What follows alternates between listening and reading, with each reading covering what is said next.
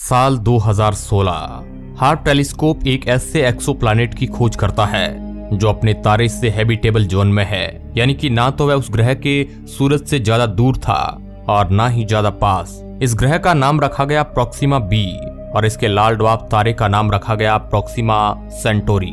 Proxima B हमारी पृथ्वी का अब तक का सबसे नजदीकी एलियन एक्सोप्लैनेट है, जो हमारी पृथ्वी से महज 4.2 लाइट ईयर दूर है।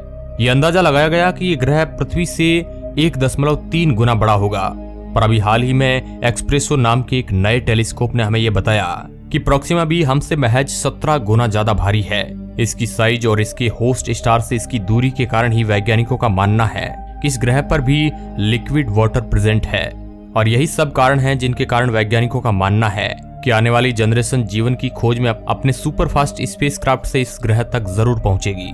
लेकिन 2020 के साल में प्रोक्सिमा सेंटोरी से एक ऐसी सोलर फ्लेम निकलती है जो इस स्टार से भी 1000 गुना ज्यादा ब्राइटर थी, और ये फ्लेयर इस प्लेनेट को पृथ्वी पर हिट करने वाले अल्ट्रावायलेट रेडिएशन से भी 4000 गुना ज्यादा रेडिएशन के साथ हिट करती है।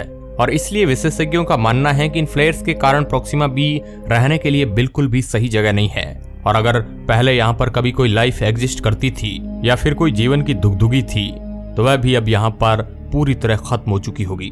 दोस्तों, वैज्ञानिक पिछले काफी समय से ऐसे एक्सोप्लैनेट ढूंढने की कोशिश कर रहे हैं जो हम इंसानों के रहने के लिए उचित हो, लेकिन लाखों की संख्या में प्लेनेट खोजे जाने के बावजूद हमें आज तक ऐसे प्लेनेट नहीं मिले।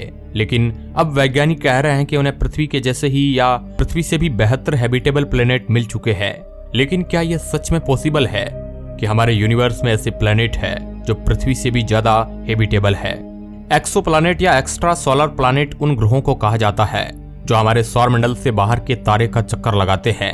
एक एक्सोप्लैनेट का साइज विशाल गैसीय ग्रह जुपिटर से भी बड़ा हो सकता है, या इसका साइज हमारी पृथ्वी और मंगल से भी छोटा हो सकता है। हम इंसान अब तक हमारी मिल्की वे गैलेक्सी के एक छोटे से हिस्से के एक्सोप्लैनेट को ही खोज पाए हैं, लेकिन नासा के केपलर स्पेसक्राफ्ट ने हमें बताया कि हमारी मिल्की वे गैलेक्सी में हमारी सोच से भी ज्यादा तारे और ग्रह मौजूद है। हमारे सोलर सिस्टम से बाहर का पहला एक्सोप्लैनेट साल 1990 में खोजा गया, और इसके बाद से आज तक हम हजारों एक्सोप्लैनेट खोज चुके हैं। लेकिन इन्हें खोजना इतना भी आसान नहीं है, क्योंकि एक अनुमान के मुताबिक हमारी मिल्की वे गैलेक्सी में लगभग 300 मिलियन यानी 30 करोड़ हैबिटेबल एक्सोप्लैनेट है जिन पर जीवन संभव हो सकता है। नासा के केपलर स्पेस टेलीस्कोप ने 9 साल यानी 2018 तक ऐसे हजारों हैबिटेबल एक्सोप्लैनेट ढूंढे हैं जहां पर लिक्विड वाटर हो सकता है। एक अनुमान के मुताबिक हमारी मिल्की वे गैलेक्सी में लगभग 100 से लेकर 400 बिलियन तारे हैं, और इनमें से हर एक तारे के पास अपना खुद का एक प्लेनेट है। इसका मतलब है कि हमारी मिल्की वे गैलेक्सी में ही लगभग 1 ट्रिलियन से भी ज्यादा ग्रह मौजूद है। आप सोच रहे होंगे कि हम एक्सोप्लैनेट्स को एडवांस टेलीस्कोप की मदद से पृथ्वी से ही खोज सकते हैं, लेकिन इस मेथड से बहुत रेयरली ही हमें कोई एक्सोप्लैनेट मिलता है। इसलिए साइंटिस्ट किसी एक्सोप्लैनेट को ढूंढने के लिए ट्रांजिट मेथड का यूज करते हैं, यानी कि किसी एक्सोप्लैनेट को ढूंढने के लिए साइंटिस्ट उसके पास के तारे की लाइट डिमिंग को मेजर करते हैं। यानी जब कोई प्लेनेट किसी तारे के सामने होता है तो उसकी लाइट डिम हो जाती है, और इसके अलावा साइंटिस्ट उस ग्रह की साइज मेजर करने के लिए उसके पास मौजूद तारे की लाइट स्पेक्ट्रम को मेजर करते हैं। इन सब टेक्निक को एक साथ यूज करने से हम इस विशाल ब्रह्मांड में हर रोज कई सारे एक्सोप्लैनेट को ढूंढ पाते हैं। वैज्ञानिक इन ग्रहों पर जीवन की संभावनाओं को तलाशने के लिए सबसे पहले इन ग्रहों की पोजीशन को देखते हैं। अगर कोई ग्रह उसके तारे से हैबिटेबल जोन या गोल्डीलॉक जोन पोजीशन में है तो इसका मतलब है कि इस बात की काफी संभावना है कि उस ग्रह पर लिक्विड वाटर प्रेजेंट है। लेकिन इसके साथ ही उस तरह के तारे की साइज और उसकी स्टेबिलिटी को भी देखा जाता है। उदाहरण के तौर पर आप हमारे सूरज को ही देख लीजिए। सूरज एक येलो ड्वार्फ तारा है जो हमारे सोलर सिस्टम के सेंटर में उपस्थित है, और इस तरह की परिक्रमा करने वाले 8 ग्रहों में से हमारी पृथ्वी एकमात्र ऐसा ग्रह है जो हैबिटेबल जोन में स्थित है। इसके अलावा हमारा सूरज लगभग 4.5 बिलियन सालों से स्टेबल है, और यही सब कारण है कि जिनके कारण हमारी पृथ्वी पर लिक्विड वाटर मौजूद है, और इसी कारण यहाँ पर जीवन संभव है। हैबिटेबल जोन किसी भी ग्रह के लिए वह एरिया होता है जहाँ पर ना तो ज्यादा गर्मी होती है और ना ही ज्यादा ठंड। इसलिए वैज्ञानिकों के मुताबिक हमारी मिल्की वे गैलेक्सी में कई सारे ऐसे प्लेनेट मौजूद है जो अपने तारे के हैबिटेबल जोन में आते हैं, और उनके तारे भी कई बिलियन सालों से स्टेबल है। इसका मतलब है कि इन ग्रहों पर लाइफ पॉसिबल हो सकती है। लेकिन आप यहाँ पर यह जान लीजिए कि प्रोक्सिमा बी जीवन के लिए पृथ्वी के बाहर का सिर्फ एकमात्र उम्मीदवार नहीं है, बल्कि वैज्ञानिकों ने अब कहा है कि उन्होंने 24 ऐसे सुपर हैबिटेबल एक्सोप्लैनेट और एक्सोमून्स ढूंढ निकाले हैं जो अपने स्टार के हैबिटेबल जोन में आते हैं। सुपर हैबिटेबल प्लेनेट का कॉन्सेप्ट 2014 में दो रिसर्चर्स रेने हेलर और जॉन आर्मस्ट्रॉन्ग ने दिया था।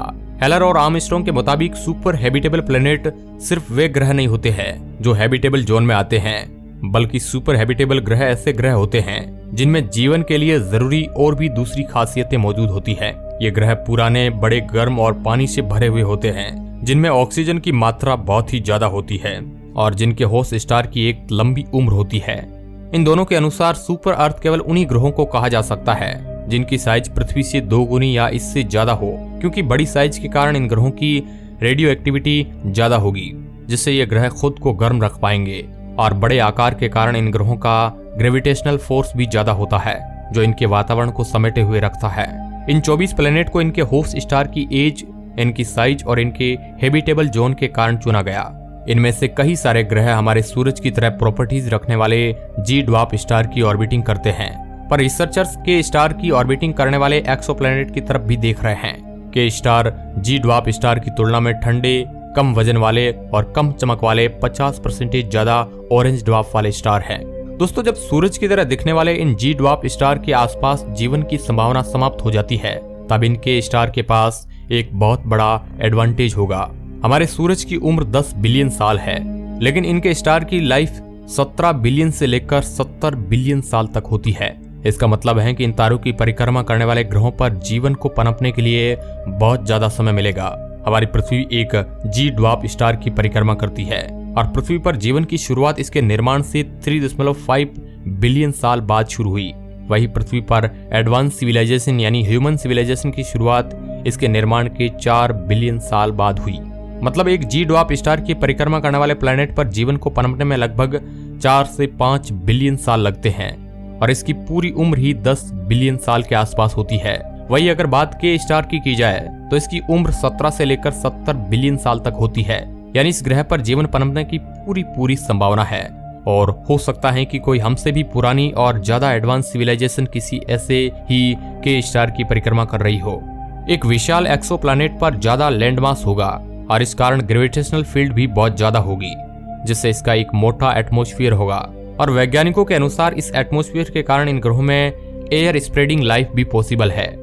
वैज्ञानिकों के अनुसार एक सुपर हैबिटेबल प्लेनेट की स्वीप स्पॉट एज 5 से 8 बिलियन साल होती है, और जैसे कि हम जानते हैं कि किसी भी प्लेनेट को जीवन के लिए पानी की आवश्यकता होती है, ऐसे प्लेनेट जो पृथ्वी से लगभग 8 डिग्री फ़ारेनहाइट तक कम टेम्परेचर वाले हैं और जिनका एटमॉस्फेयर नमी वाला है, उन पर संभावना है कि लाइफ एग्जिस्ट करती है। ये बात हम पृथ्वी पर भी समझ सकते हैं कि ज्यादा गर्मी और नमी के कारण ही लाइफ पॉसिबल होती है। ग्लीज 667 सीसी हमारे सबसे नजदीक का सुपर हैबिटेबल प्लेनेट है जो एक रेड ड्वार्फ स्टार की ऑर्बिटिंग करता है, और यह ग्लीज 667 ट्रिपल स्टार सिस्टम में मौजूद है। जी हाँ दोस्तों, आपने बिल्कुल सही सुना, यह प्लेनेट ट्रिपल स्टार सिस्टम में मौजूद है। यानी कि जब आप ग्लीज 667 सीसी प्लेनेट पर खड़े होंगे तो दिन के समय आपको आसमान कुछ इस तरह का दिखेगा।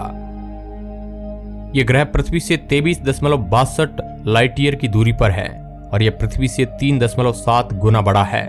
इसके अलावा और सुपर हैबिटेबल प्लेनेट केपलर 452 भी हो सकता है, जिसे हम अर्थ 2.0 के नाम से जानते हैं। इसके ऊपर हम पहले वीडियो डाल चुके हैं, तो आप डिटेल में इस पर वीडियो देख सकते हैं। यह भी एक जी ड्वार्फ स्टार की परिक्रमा करता है जो बिल्कुल हमारे सूरज की तरह ही है। सिर्फ इस फैक्ट को छोड़कर ही यह सूरज से 1.5 बिलियन साल पुराना और थोड़ा सा बड़ा है। कुछ विशेषज्ञ मानते हैं कि इस एक्सोप्लैनेट या इनके मून पर प्राचीन सभ्यताएं निवास करती है, लेकिन हमारे पास अभी ऐसी कोई टेक्नोलॉजी उपलब्ध नहीं है जिनसे हम ये पता लगा सके कि इन ग्रहों पर ऑक्सीजन है या नहीं।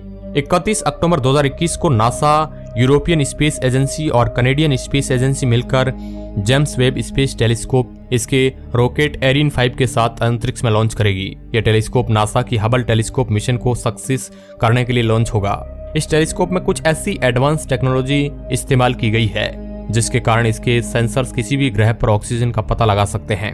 ये टेलीस्कोप किसी भी ग्रह पर अगर ऑक्सीजन के 2 मॉलिक्यूल आपस में टकराते हैं तो उनका पता लगा सकता है, लेकिन इस टेलीस्कोप की रेंज 16 लाइट ईयर ही है। अगर भविष्य में इस टेलीस्कोप से हमें यह पता चल जाता है कि हमारे सोलर सिस्टम से बाहर मौजूद किसी प्लैनेट पर भी ऑक्सीजन अवेलेबल है, और वह बिल्कुल प्लेनेट हैबिटेबल भी है, तो सोचिए इस बात की कितनी संभावनाएं बढ़ जाएगी कि हमारे अलावा भी इस ब्रह्मांड में जीवन मौजूद है और हम इंसान अतः एलियन को ढूंढने में भी कामयाब हो जाएंगे।